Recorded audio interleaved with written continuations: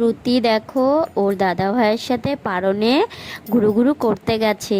আসলে আমি ওকে পারনে নিয়ে গেছিলাম, পারনে অনেক জল জমা হয়ে গেছিলো। আমি সকালবেলায় যখন একটা লাইভ ভিডিও করেছিলাম ওকে নিয়ে যেতে পারিনি, বৃষ্টি হচ্ছিল বলে। পরে যখন ওকে ভিডিওটা দেখিয়েছি ও কান্না করছিল, আমাকে কেন নিয়ে যাও নাই, আমি দেখবো। দিয়ে তারপর আমি একটু 11টার সময় ওকে একটু নিয়ে গেলাম পারনে জল দেখানোর জন্য। তো জল দেখাতে নিয়ে গিয়ে দেখলাম ওখানে শ্রুতির দাদা ভাই ছিল।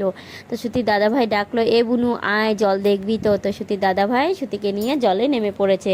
আর শ্রুতি জামাটা গুটিয়ে নিয়েছে, ওর প্রাণে ভয় ছিল যে জামাটা ভিজলে আমি বকু দেবো তাই।